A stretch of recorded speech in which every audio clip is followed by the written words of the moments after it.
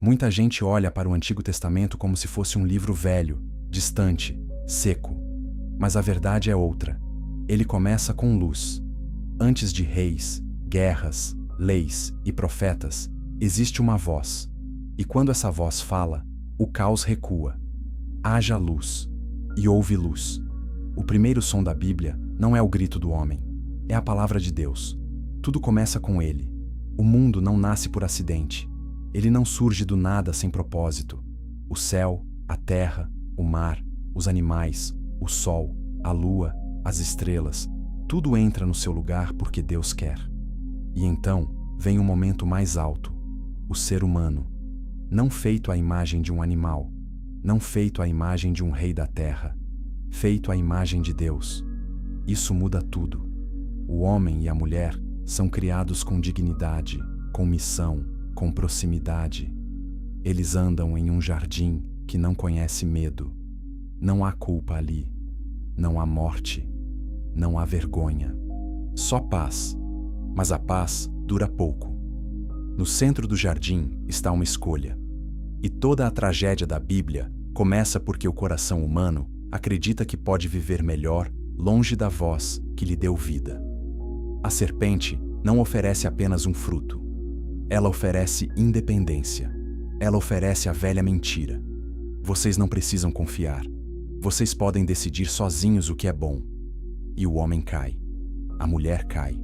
E o mundo cai com eles. De repente, o jardim muda. O que era comunhão vira esconderijo. O que era inocência vira vergonha. O que era confiança vira medo. O pecado não entra como um erro pequeno. Ele entra como veneno no sangue da história.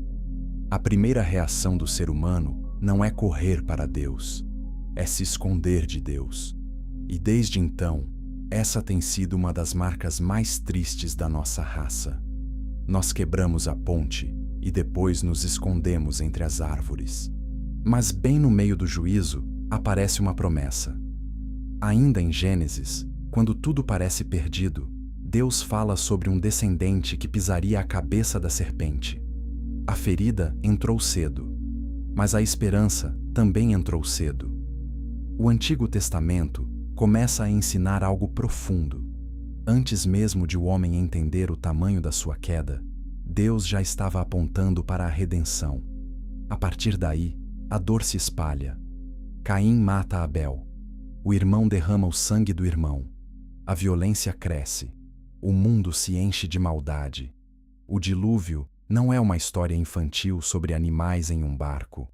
É um retrato pesado de um mundo apodrecido por dentro. E mesmo assim, no meio das águas do juízo, há uma arca. Sempre há uma arca. Sempre há uma forma de Deus preservar a promessa. Noé não é o herói de uma aventura. Ele é a prova de que a misericórdia ainda fala quando tudo em volta grita condenação. Depois do dilúvio, você poderia pensar que a humanidade aprendeu. Mas não aprendeu. Em Babel, o homem volta a tentar subir sem Deus. Quer fazer um nome para si mesmo. Quer tocar o céu pelos próprios meios. A torre é mais do que um prédio. É um símbolo. É o coração humano tentando alcançar glória sem obediência. E Deus desce. Não porque a torre era alta demais, mas porque o orgulho do homem continua sendo o mesmo. É isso que torna o começo do Antigo Testamento tão poderoso. Ele não fala apenas deles. Fala de nós. Ainda tentamos construir torres. Ainda nos escondemos. Ainda ouvimos vozes erradas. Ainda queremos o fruto sem a presença. Ainda tentamos parecer fortes quando estamos quebrados. Mas Deus não abandona a história. É aqui que o livro dá uma virada silenciosa e decisiva. Depois de mostrar um mundo ferido, Deus escolhe um homem. Não um rei famoso. Não um guerreiro. Não um império. Um homem chamado Abrão. É como se Deus dissesse: eu vou responder à ruína do mundo começando com uma promessa. E essa promessa não é pequena. Ela envolve terra, descendência, bênção e algo ainda maior. Por meio dessa família, todas as nações da terra seriam alcançadas. Perceba a força disso. O Antigo Testamento não começa como um manual de religião. Ele começa como a história de um Deus santo entrando no lixo da queda humana para trazer de volta o que foi perdido. O Éden foi fechado, mas a promessa ficou aberta. A espada caiu, mas a esperança não morreu. O pecado feriu a criação, mas não cancelou o plano de Deus. E talvez seja por isso que essa história ainda nos prende. Porque nós também conhecemos jardins perdidos. Sabemos o que é quebrar algo bonito. Sabemos o que é carregar culpa, ver famílias feridas, sentir o peso da violência, construir torres de orgulho e descobrir que elas não nos salvam. O mundo de Gênesis não está tão longe. Ele ainda respira ao nosso redor. Só que a Bíblia não quer deixar você apenas olhando para a ruína. Ela quer fazer você olhar para a promessa.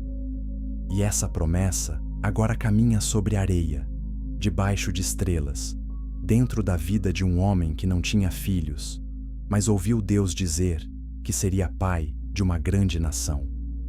A grande pergunta, então, não é apenas como tudo se perdeu. A grande pergunta é como Deus vai trazer tudo de volta. E a resposta começa com uma jornada, uma aliança e um chamado que parecia impossível. A capítulo 2. A promessa escolheu um homem e começou uma nação. Abrão não era o tipo de pessoa que alguém escolheria para começar uma nação. Ele já era idoso. Sua esposa, Sarai, era estéril. O futuro parecia fechado. E é exatamente aí que Deus fala: sai da tua terra. Esse chamado não era só geográfico, era espiritual. Deus estava tirando um homem do lugar conhecido para colocá-lo dentro de uma promessa maior do que ele podia ver. Essa é uma das marcas mais fortes do Antigo Testamento. Deus gosta de começar onde o ser humano já desistiu. Ele chama um casal sem filhos e diz que dali viria um povo. Ele faz Abrão olhar para o céu e contar estrelas que ele não podia contar. A promessa era grande demais para a lógica, e por isso exigia fé. Não uma fé bonita no papel, uma fé que anda, uma fé que espera, uma fé que continua crendo quando o corpo envelhece e o tempo passa. Abrão se torna Abraão, Sarai se torna Sara. Não é apenas troca de nome, é sinal de que Deus escreve uma nova identidade sobre pessoas comuns. E quando Isaac finalmente nasce, depois de tanto tempo, o menino se torna a prova viva de que Deus não precisa da força humana para cumprir sua palavra. O impossível também pode respirar quando Deus sopra a vida. Mas a história não segue em linha reta. Nunca segue. Em um dos momentos mais fortes de Gênesis, Deus pede a Abraão que ofereça Isaac. É uma cena que corta o coração. O filho da promessa sobe o monte com o pai. A madeira está ali. O altar está ali. O silêncio está ali. E então, a pergunta de Isaac atravessa séculos. Onde está o cordeiro? Abraão responde com fé: Deus proverá. E no último instante, Deus realmente provê. Essa cena não é apenas sobre teste, é sobre revelação. Abraão aprende que a promessa não depende do seu controle. Ela depende do Deus que provê. E o leitor começa a entender que, no centro da história bíblica, sempre haverá um cordeiro, um altar e uma entrega que aponta para algo maior. Depois vem Jacó, neto de Abraão. E com ele, a história fica ainda mais humana. Jacó engana, foge, teme, luta, cai e amadurece. Ele não é um herói limpo. Ele é um homem torto sendo tocado por Deus. Em uma noite decisiva, ele luta com o Senhor até o amanhecer. Sai mancando, mas sai transformado. Recebe um novo nome: Israel. É como se a Bíblia dissesse que o povo da promessa nasceria não da perfeição, mas da graça de Deus sobre gente quebrada. Da família de Jacó surgem 12 filhos, e entre eles está José. A história de José tem ritmo de filme. Um jovem sonhador, irmãos dominados por inveja, um poço, uma venda, uma túnica manchada, uma mentira que quebra o coração de um pai. De repente, a família da promessa parece se destruir por dentro. E mais uma vez, parece que o plano de Deus está por um fio. José é levado ao Egito como escravo. Depois é acusado injustamente. Vai parar na prisão, esquecido, longe de casa, longe da família, longe de tudo. E ainda assim, Deus está com ele. Essa frase simples muda toda a história. Deus não desapareceu porque José sofreu. Deus não saiu de cena porque a situação ficou escura. Às vezes, a providência de Deus não parece um milagre rápido. Parece silêncio, espera e resistência. No tempo certo, o menino vendido se torna o homem que governa. O prisioneiro se torna conselheiro. O rejeitado se torna instrumento de salvação.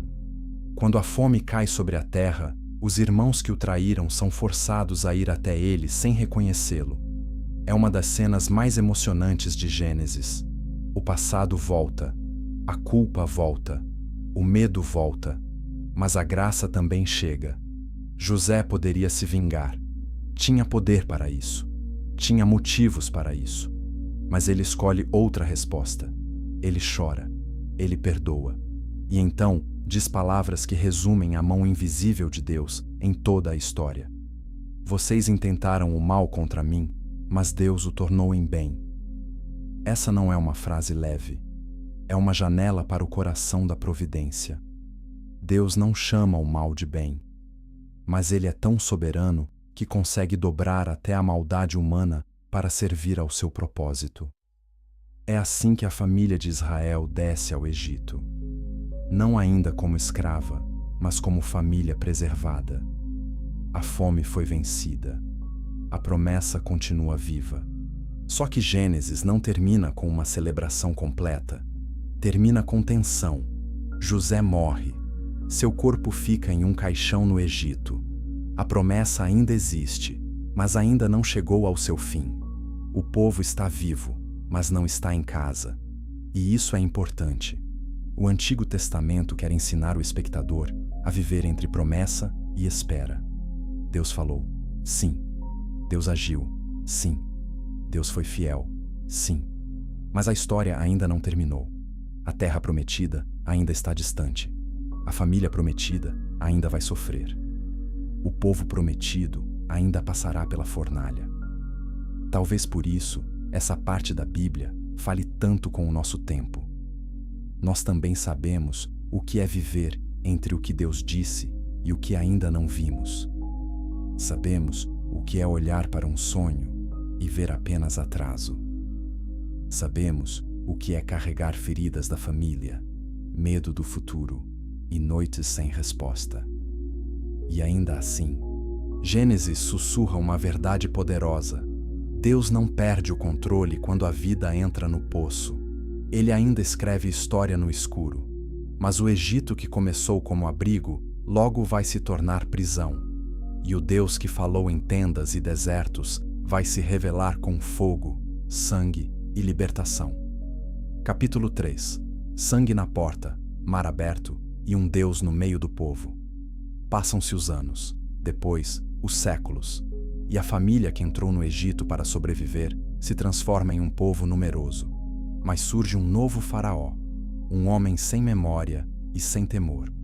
Ele não se importa com José, não se importa com a história, só vê uma multidão e sente medo de perder poder. Então, o Egito faz o que impérios costumam fazer quando estão dominados pelo medo: oprime. Os hebreus são esmagados por trabalho duro, violência e humilhação. Seus filhos são ameaçados. Seus gritos sobem. E aqui, o Antigo Testamento faz uma revelação preciosa. Deus ouve o clamor do seu povo. A dor deles não era invisível. O céu não estava distraído. O sofrimento não foi ignorado. O Deus da aliança se lembra. É nesse cenário que nasce Moisés. Um bebê colocado em um cesto sobre as águas como se a vida inteira dele já estivesse anunciando que Deus ainda sabe salvar no meio do perigo. Ele cresce no palácio, foge para o deserto, tenta desaparecer, mas Deus o encontra em um arbusto em chamas, fogo sem consumir, santidade sem comparação. E então vem a ordem: voltar ao lugar da dor. Moisés não queria, sentia-se incapaz, tinha medo, mas o chamado de Deus nunca depende só da confiança do homem, depende da presença de Deus. Eu serei contigo. A partir daí, o confronto começa. Não é apenas Moisés contra Faraó. É o Deus vivo expondo a falsidade dos deuses do Egito. Praga após praga, o orgulho de Faraó endurece, e cada recusa torna a noite mais pesada, até chegar à Páscoa. Esse momento está no coração do Antigo Testamento. Um cordeiro é morto, o sangue é colocado nas portas, e quando o juízo passa pela terra, as casas marcadas são poupadas. Veja a imagem. Não era o tamanho da casa que salvava, não era a força da família, não era a moralidade perfeita de quem estava lá dentro. Era o sangue. O juízo via o sangue e passava adiante. A libertação de Israel nasce ali, naquela noite. No medo, no choro, na urgência. Um povo sai do Egito carregando massa sem fermentar e uma memória que nunca deveria esquecer. Foram libertos não por mérito, mas por graça. Então, o mar se abre. A cena é tão conhecida que quase perde o impacto. Mas ela continua sendo gigantesca. Atrás, o exército de Faraó. Na frente, águas fechadas. De um lado, terror. Do outro, impossibilidade. E Deus faz um caminho onde não havia caminho. O povo passa em seco. O mesmo mar que abre salvação para Israel fecha juízo sobre o Egito. O Antigo Testamento está dizendo com toda clareza: quando Deus decide libertar, nem império, nem corrente, nem mar conseguem impedir. Mas sair do Egito era só o começo. Porque é possível tirar um povo da escravidão em uma noite, mas tirar a escravidão de dentro do povo leva muito mais tempo. No Sinai, Deus faz aliança com Israel. O monte treme, o fogo desce, a voz fala, e os mandamentos são dados não como peso frio, mas como caminho para um povo que agora pertence ao Senhor. Eu sou o Senhor teu Deus, que te tirei da terra do Egito. A lei começa com libertação, e não com prisão. Primeiro Deus salva, depois Deus ensina como viver. Só que o povo é rápido em esquecer. Enquanto o monte ainda fuma, eles moldam um bezerro de ouro. É chocante. Depois de verem o mar abrir, eles correm para um ídolo mudo. E aqui está uma das grandes dores do Antigo Testamento. O problema humano não é falta de evidência, é dureza de coração. Mesmo cercado por milagres, o homem ainda fabrica substitutos para Deus. Ainda assim, o Senhor não abandona o povo. Em vez disso, ele manda construir o tabernáculo, uma tenda no meio do acampamento, um sinal visível de que o Deus Santo quer habitar com seu povo. Levítico, que muitos acham difícil, nasce dessa tensão linda e séria. Como um Deus Santo pode viver no meio de um povo pecador sem destruí-lo? A resposta envolve sacrifício, sangue, sacerdócio, pureza e expiação. Não porque Deus seja cruel, mas porque pecado é real e santidade não é um detalhe. Depois vem o deserto, e o deserto revela o coração. Em Números, o povo reclama, duvida, teme, resiste. Quando os espias voltam da terra prometida, a maioria escolhe o medo. Preferem a segurança da escravidão ao risco da fé. E aquela geração perde a chance de entrar. O deserto se torna um cemitério de incredulidade. Mas nem ali a graça some. Quando serpentes venenosas atacam o povo, Deus manda levantar uma serpente de bronze. Quem olhasse para ela viveria. Mais uma vez, a cura não vinha da força do povo, mas da provisão de Deus. O Antigo Testamento está cheio dessas imagens que parecem dizer: a vida virá quando vocês olharem para o que Deus levantou para salvar. Chegando ao fim da jornada de Moisés, vem Deuteronômio. Não é uma repetição vazia. É o coração de um líder prestes a partir. Moisés relembra a história, reforça a aliança e clama por amor obediente. Ouve, Israel, o Senhor nosso Deus é o único Senhor. Esse chamado ecoa até hoje. O problema nunca foi apenas seguir regras. O problema é amar a Deus de todo o coração. Moisés vê a terra de longe, mas não entra. Isso dói. O grande libertador morre olhando para a promessa sem tocá-la. E talvez seja exatamente esse o ponto. Nem Moisés é o fim da história, nem o Êxodo é o fim da história. O povo foi liberto, sim, mas ainda precisa aprender a confiar. E nós também, porque ainda carregamos Egitos por dentro, ainda adoramos bezerros modernos, ainda reclamamos no deserto, ainda confundimos liberdade com autonomia, ainda queremos a mão de Deus, mas não o coração de Deus. Só que a história segue. O Rio Jordão está à frente. A terra prometida está perto. E a grande questão agora não é se Deus será fiel. A grande questão é se o povo finalmente será. Capítulo 4. A terra prometida não curou um coração rebelde. Depois de anos no deserto, chega o momento que parecia impossível. O Jordão está diante deles. A arca vai à frente. As águas se abrem.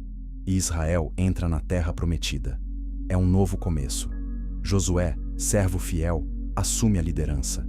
O mesmo Deus que abriu o mar, agora abre o rio. A mensagem é clara. A promessa continua viva e Deus continua guiando. A conquista de Jericó mostra que a vitória de Israel não viria de força militar comum. Não foi um plano de guerra que derrubou os muros. Foi obediência. Marchar, esperar, tocar trombetas, confiar. Deus estava ensinando seu povo a não confundir posse da promessa com autossuficiência.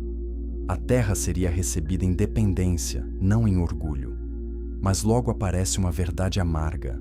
Entrar na terra não muda automaticamente o coração. O pecado escondido de Acã traz derrota. A obediência parcial começa a abrir espaço para problemas futuros. Tribos se acomodam. Inimigos ficam vivos. Compromissos são misturados. E o livro de Josué, que começa com avanço, termina deixando uma pergunta no ar. O povo vai permanecer fiel quando a batalha externa acabar? A resposta chega em Juízes, e ela é dolorosa.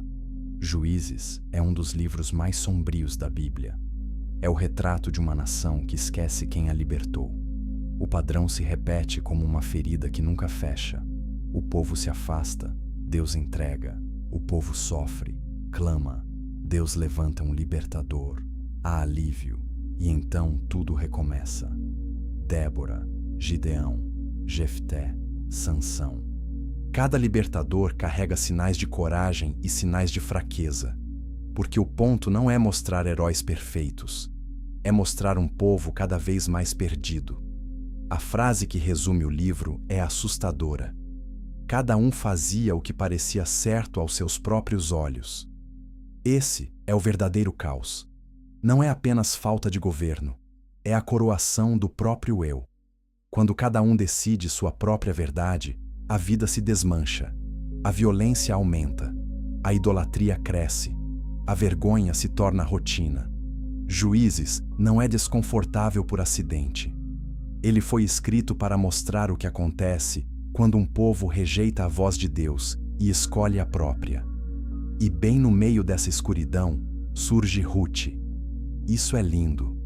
Enquanto o cenário nacional afunda em confusão, Deus nos leva para um campo, para uma viúva, para uma estrangeira, para uma história pequena aos olhos humanos. Ruth perde muito.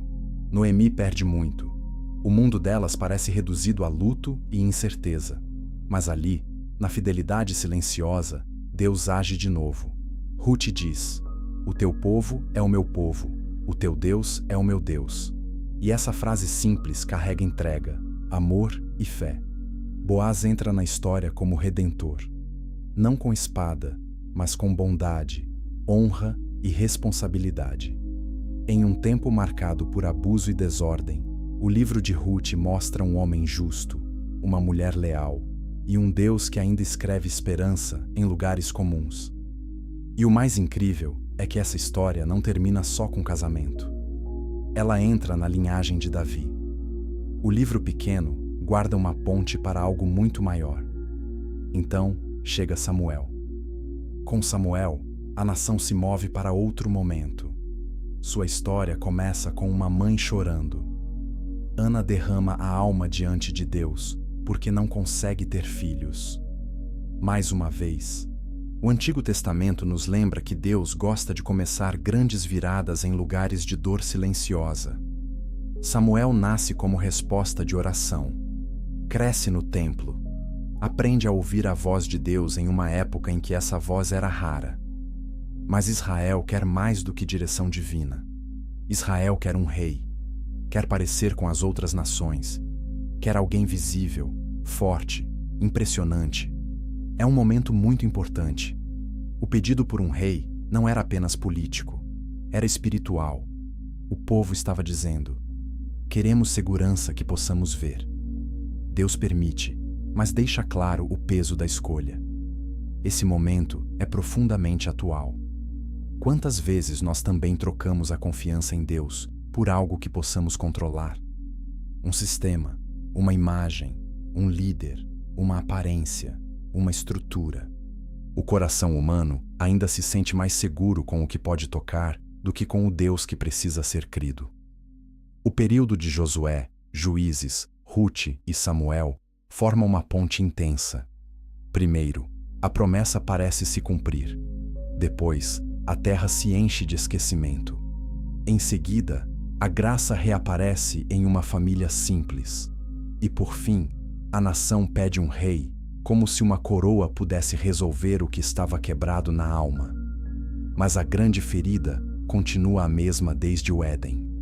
O problema nunca foi apenas falta de terra, falta de comida, falta de muralhas ou falta de liderança humana. O problema era o coração. Um coração que recebe milagres e esquece.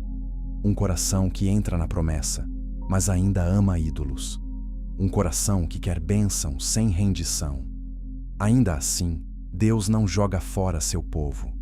Ele segue adiante com a história. Se Israel quer um rei, a história agora vai mostrar o que acontece quando homens sobem ao trono, carregando dentro de si as mesmas rachaduras que já destruíram o povo no deserto e nos dias dos juízes. E assim, o Antigo Testamento entra em uma era de coroas, espadas, canções, pecados escondidos e glórias que não duram, porque o trono pode mudar de mãos, mas só Deus pode mudar um coração. Capítulo 5. Coroas, templos e a queda dos grandes homens. O primeiro rei de Israel parecia a escolha perfeita. Saul era alto, forte, impressionante. Tinha presença, tinha imagem, tinha o tipo de aparência que fazia o povo pensar: agora estamos seguros. Mas o Antigo Testamento nunca se impressiona por muito tempo com aquilo que parece forte por fora. Saul sobe rápido, mas por dentro já carrega rachaduras. Ele teme pessoas mais do que teme a Deus. Ele quer manter posição mais do que obedecer. E logo fica claro que um homem pode usar coroa e ainda assim viver vazio. É nesse contraste que Davi aparece. Não no palácio, mas no campo. Não como guerreiro famoso, mas como pastor. Quando Samuel vai ungir o novo rei, ele quase escolhe pela aparência, como todos fariam. Mas Deus responde com uma das frases mais importantes da Bíblia.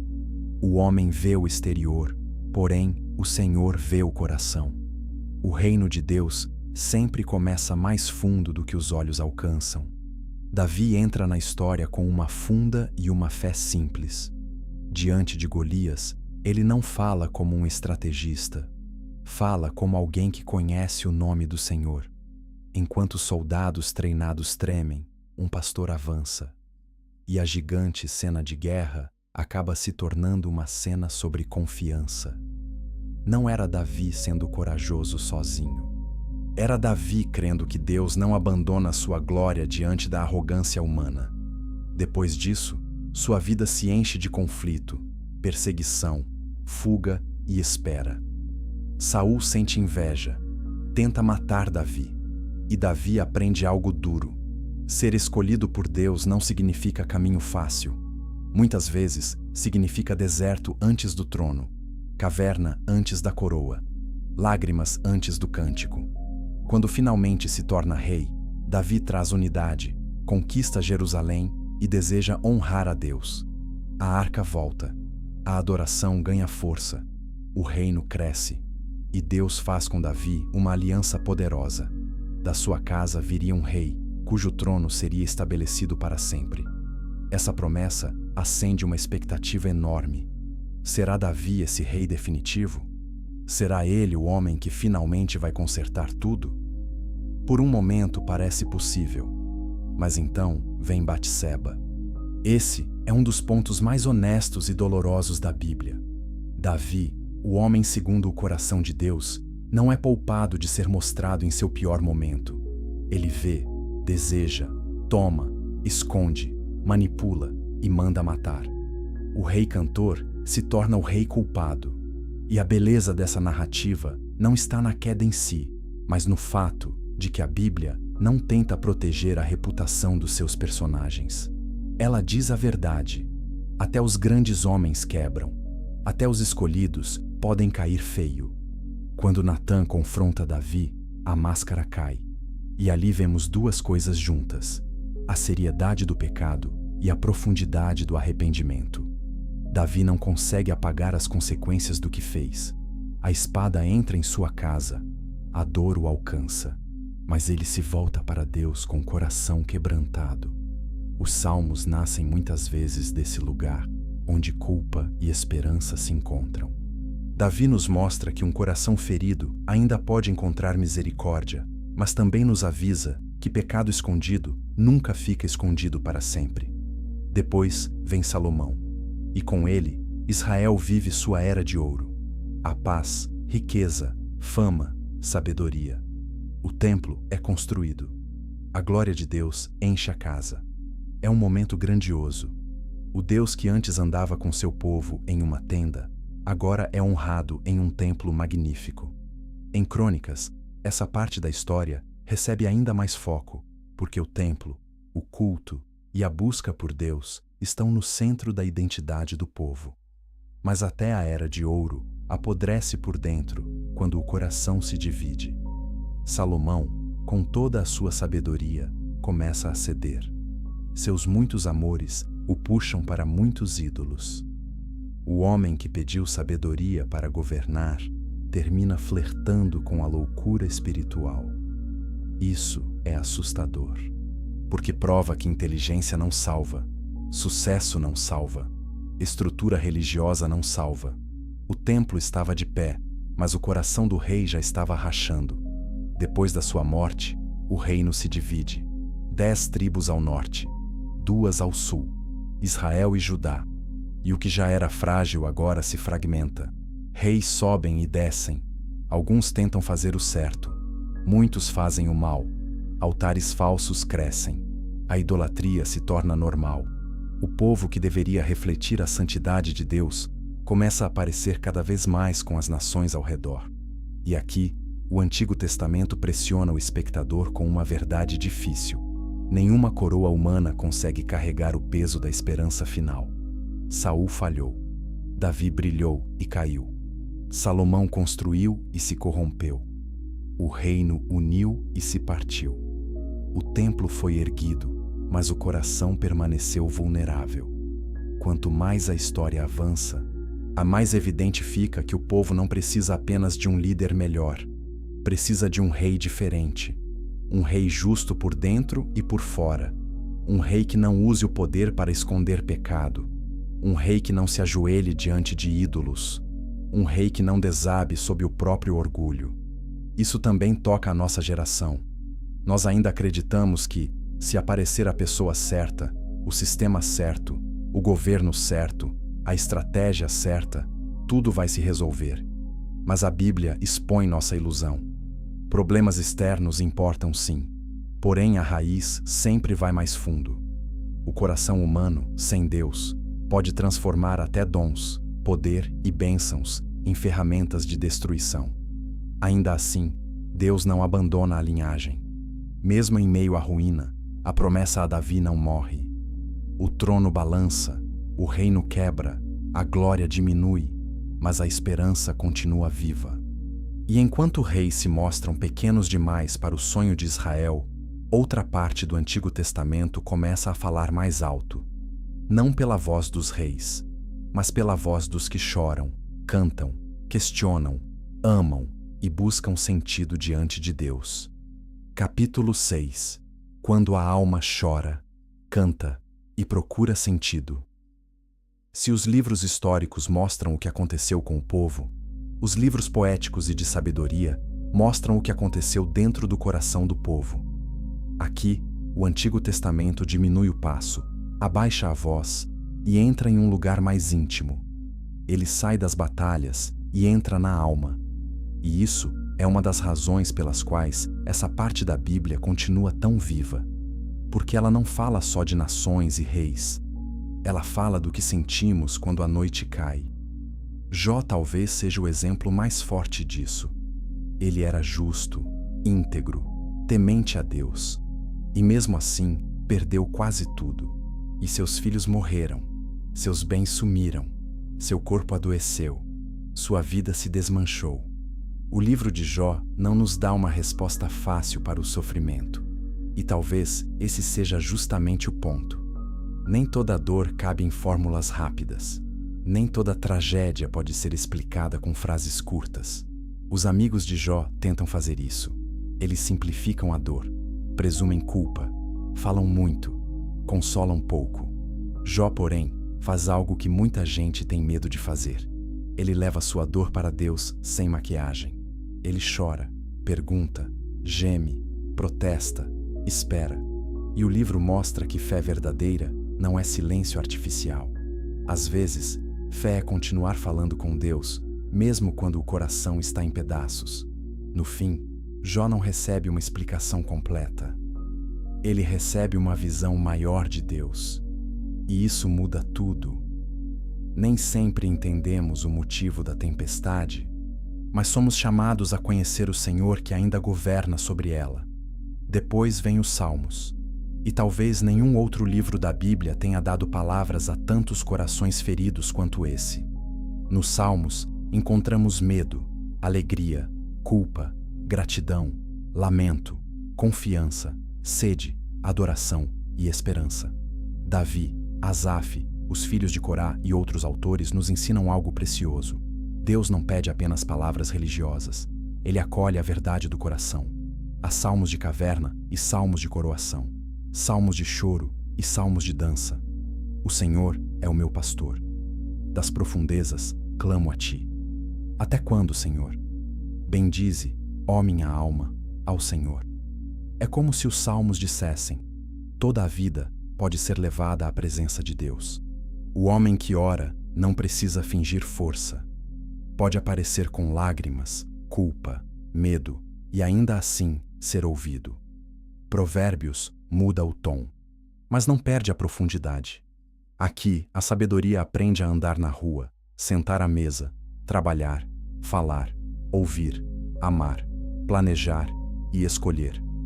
O temor do Senhor é o princípio da sabedoria.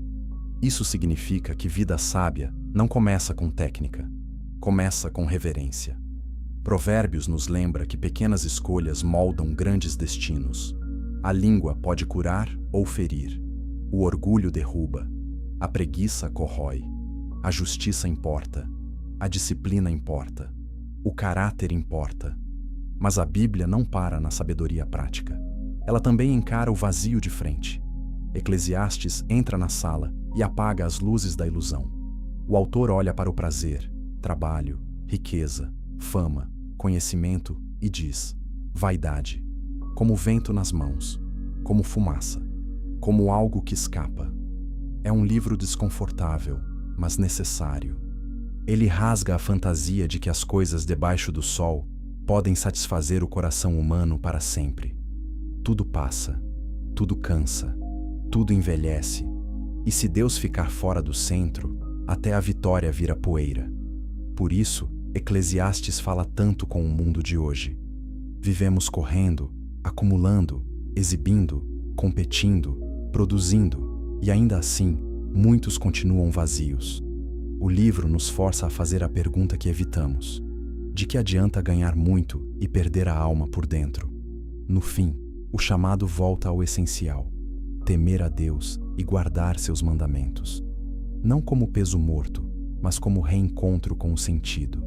E então, no meio dessas vozes, surge Cântico dos Cânticos, um livro que celebra o amor, a beleza, o desejo e a alegria do vínculo dentro da aliança. Isso também é surpreendente. O Antigo Testamento não fala só de guerra e juízo. Ele também honra a beleza do amor fiel. Em um mundo de uso e descarte, a Bíblia canta exclusividade, prazer limpo, compromisso e encanto. O amor humano, quando guardado por Deus, também pode refletir algo santo. Juntos, esses livros fazem algo raro. Eles mostram que a fé bíblica não é rasa.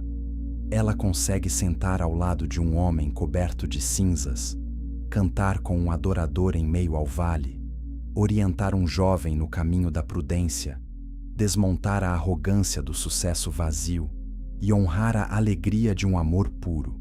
Eles alcançam a pessoa inteira. E isso importa muito, porque antes de Deus tratar apenas com nações, Ele trata com pessoas. Pessoas assustadas, pessoas apaixonadas, pessoas cansadas, pessoas tentando entender a dor, pessoas tentadas pelo orgulho, pessoas buscando sabedoria para viver um dia de cada vez. Só que enquanto a alma canta, o cenário nacional continua piorando. Os reinos divididos seguem seu caminho de idolatria. A injustiça cresce, a religião fica vazia.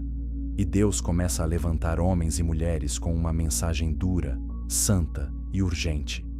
Eles não virão para entreter, virão para confrontar, virão para chorar, virão para anunciar juízo e, no meio das ruínas, manter acesa a esperança de que Deus ainda não terminou sua história com o seu povo.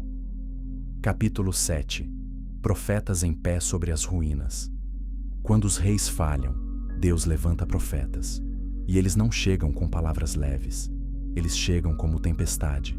O povo já tinha aliança, lei, templo, história, cânticos, líderes e memória de milagres. Ainda assim, escolheu ídolos, opressão e religião vazia. Então, os profetas entram em cena para dizer o que ninguém queria ouvir. Elias aparece assim. Em um tempo dominado por Acabe e Jezabel, quando Baal parecia ocupar o coração da nação, Elias se levanta quase sozinho. No Monte Carmelo, ele confronta os falsos profetas diante de todo o povo. É uma cena de fogo, espera e decisão. O altar do Senhor estava quebrado. Isso por si só já diz muito. Antes do fogo cair do céu, o altar precisava ser restaurado. E quando Deus responde com fogo, o povo cai com o rosto em terra. Por um instante, a verdade rompe a névoa. O Senhor é Deus. Mas nem mesmo cenas grandiosas resolvem tudo de uma vez. Elias, o homem do Carmelo, depois foge cansado e ferido. Isso também importa. Até os profetas fortes conhecem exaustão. Deus o encontra não no espetáculo, mas em uma voz suave. O Deus da Bíblia age no fogo, sim, mas também no sussurro que sustenta um servo quebrado. Enquanto isso, os profetas começam a mostrar que o problema de Israel e Judá não era só idolatria pública. Era injustiça social, culto corrompido, arrogância, exploração dos pobres, alianças erradas e corações frios. Amós denuncia um povo religioso que canta, oferece sacrifícios e ao mesmo tempo pisa o necessitado. Miqueias resume o que Deus requer: praticar a justiça, amar a misericórdia e andar humildemente com Deus. Não basta culto sem caráter. Não basta rito sem verdade. Oseias traz uma das imagens mais comoventes de toda a Bíblia. Seu casamento com Gomer, marcado por infidelidade, se torna retrato da relação entre Deus e Israel. O povo corre atrás de outros amores, mas Deus continua chamando de volta. Oseias não suaviza o pecado, mas também não esconde a dor do amor ferido de Deus. Isso é poderoso. O Senhor não é uma força fria. Ele é o Deus da aliança traída, e mesmo assim, insiste em redimir. Joel fala de arrependimento e do Espírito sendo derramado. Abacuque olha para a violência e pergunta até quando. Ele ousa levar sua confusão ao céu e recebe uma resposta que atravessa gerações. O justo viverá pela fé. Sofonias anuncia o dia do Senhor. Ageu confronta um povo que voltou do exílio, mas colocou a própria casa acima da casa de Deus. Zacarias enche o horizonte de visões, esperança e um rei humilde que viria. Entre os grandes profetas, Isaías se ergue como uma montanha. Ele vê o Senhor alto e exaltado. Vê santidade tão intensa que até seres celestiais cobrem o rosto. E quando contempla essa glória, Isaías não sai confiante, sai consciente do próprio pecado. Ai de mim! É assim que encontros reais com Deus funcionam. Eles quebram nossa falsa grandeza. Mas Isaías também é o profeta da esperança. Ele fala de Emanuel, do servo sofredor, do que seria ferido pelas nossas transgressões e moído pelas nossas iniquidades. No meio do juízo, ele aponta para a redenção. Jeremias, por sua vez, é o profeta das lágrimas. Ele vê Jerusalém caminhando para a ruína e não consegue falar sem dor. Ele denuncia reis, sacerdotes e povo. Diz que o templo, por si só, não salvará ninguém se o coração continuar rebelde. É rejeitado, perseguido, lançado em poço, chamado de traidor.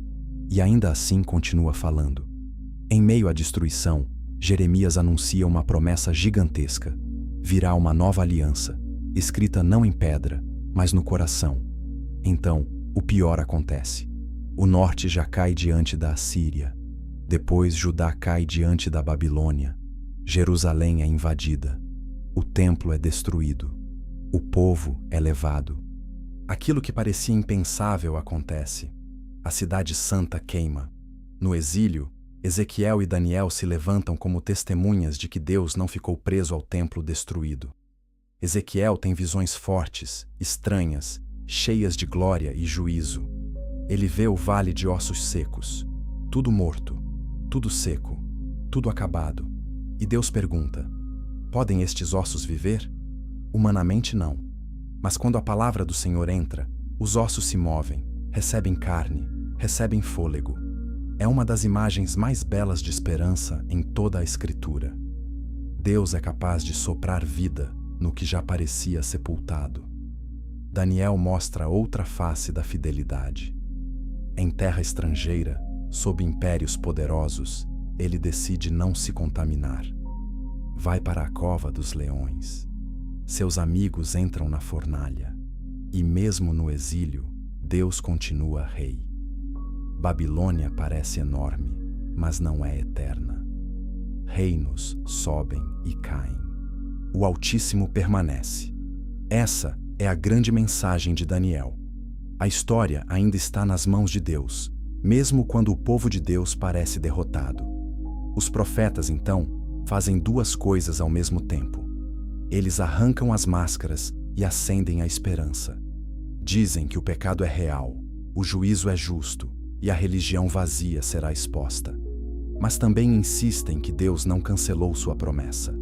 Haverá restauração, haverá retorno, haverá um novo coração, haverá um rei justo, haverá um servo que sofre, haverá um futuro que a ruína não conseguiu matar. Essa é a força deles. Eles falam sobre o colapso sem deixar o povo morrer por dentro. E depois do exílio, quando a fumaça baixa e as pedras precisam ser erguidas de novo, A pergunta volta com toda a força: como recomeçar depois de tanta ruína? Capítulo 8. O retorno. O silêncio e a espera pelo Rei verdadeiro. Depois do exílio, a história poderia terminar com um final simples e feliz. O povo sofre, aprende a lição, volta para casa e tudo se resolve. Mas o Antigo Testamento é mais honesto do que isso. O retorno acontece sim. Só que voltar para a terra não significa que todas as feridas desapareceram. O povo retorna carregando memória, culpa, cansaço e uma esperança que ainda procura forma. Antes mesmo de falar da reconstrução, vale lembrar Esther. O livro dela mostra que, mesmo quando o nome de Deus não aparece de modo direto, sua mão continua guiando a história. Em um palácio estrangeiro, entre intriga, perigo e decreto de morte, uma jovem judia é colocada em posição decisiva. Esther não é apenas sobre coragem humana, é sobre providência escondida. Sobre o Deus que continua protegendo seu povo, mesmo quando parece invisível. Isso importa muito, porque há fases da vida em que Deus não parece falar alto, mas ainda está movendo tudo em silêncio. Com Esdras, o povo volta e o foco recai sobre o altar, o templo e a palavra. A reconstrução não é só física, precisa ser espiritual. Esdras entende isso. Um povo sem muros ainda pode sobreviver. Um povo sem dinheiro ainda pode continuar. Mas um povo desconectado da voz de Deus se perde por dentro. Por isso, a volta verdadeira envolve arrependimento, ensino e retorno à aliança. Neemias entra como homem de visão e ação. Quando ouve sobre os muros caídos de Jerusalém, ele chora, jejua e ora. Depois age. Esse padrão é importante. Lágrimas primeiro, trabalho depois. Neemias não trata ruínas com pressa vazia. Ele leva o peso a Deus antes de pegar as ferramentas. E então, os muros começam a subir, pedra por pedra, enquanto a oposição cresce ao redor. Zombaria, ameaça, cansaço, distração. Tudo tenta parar a obra, mas o povo continua. Alguns trabalham com uma mão e seguram arma com a outra. A imagem é poderosa. Recomeçar exige vigilância. Construir para Deus exige perseverança. E quando os muros ficam prontos, o momento mais marcante não é arquitetônico, é espiritual. A lei é lida. O povo ouve, chora, entende, se humilha. Porque o centro da restauração nunca foi apenas cidade restaurada. Era coração restaurado. Ageu confronta a apatia do povo. Eles tinham voltado, mas se acomodaram. Cuidavam da própria casa, enquanto a casa de Deus ficava esquecida. A mensagem é direta. Prioridades revelam o coração. Zacarias, por sua vez, amplia o horizonte. Ele fala de esperança futura, de um rei humilde, de purificação, de restauração que ainda virá em plenitude. O pós-exílio não é o fim, é mais um passo. Então, chegamos a Malaquias, o último profeta do Antigo Testamento. E o que ele encontra? Um povo de volta na terra, sim, mas frio. Sacrifícios sem honra, casamentos quebrados, cinismo, roubo diante de Deus, palavras arrogantes. É um fim pesado e muito verdadeiro. Até depois do juízo, até depois do retorno, o coração humano ainda consegue esfriar.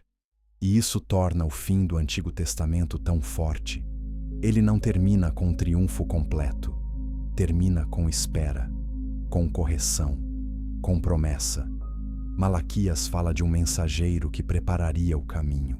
Fala do dia do Senhor. Fala de algo ainda por vir. As últimas páginas não fecham tudo. Elas deixam a porta entreaberta. Então vem o silêncio. Séculos de silêncio profético. Nenhum novo livro. Nenhum novo profeta com autoridade canônica. O céu parece quieto. Mas esse silêncio não é vazio. É gravidez. É expectativa. É a respiração presa da história. Tudo o que o Antigo Testamento construiu agora aponta para frente. A criação ferida pede restauração. A promessa feita a Abraão pede cumprimento maior. O Cordeiro da Páscoa pede significado final. A lei pede obediência perfeita. O tabernáculo e o templo pedem presença plena. Os juízes falhos pedem justiça verdadeira. Os reis quebrados pedem um rei santo. Os salmos de lamento pedem consolo. A sabedoria pede alguém maior que Salomão. Os profetas pedem o cumprimento da esperança. O exílio pede volta completa. Os ossos secos pedem fôlego eterno. A nova aliança prometida pede sangue que realmente purifique. Tudo pede mais. E é por isso que o Antigo Testamento não deve ser lido como um livro ultrapassado. Ele é a estrada, é a preparação, é a sombra que ensina a reconhecer a luz quando ela chegar. Sem ele, muitas cenas da fé ficam rasas. Com ele, entendemos melhor a gravidade do pecado, a santidade de Deus, a profundidade da aliança, a dor da espera e a beleza da redenção. No fim, essa grande jornada deixa o espectador com uma escolha: ler essas páginas apenas como história antiga ou ouvi-las como espelho e convite. Porque nós ainda vivemos entre ruínas e promessas. Ainda precisamos de perdão, direção, coragem, sabedoria, restauração e esperança. Ainda precisamos de um rei que não falhe, de uma presença que não se retire, de uma palavra que vença nosso silêncio. O Antigo Testamento termina com o povo esperando. E talvez essa seja a melhor maneira de terminar esta jornada também. Esperando, com os olhos erguidos, com o coração atento, porque depois do silêncio, o mundo nunca mais seria o mesmo.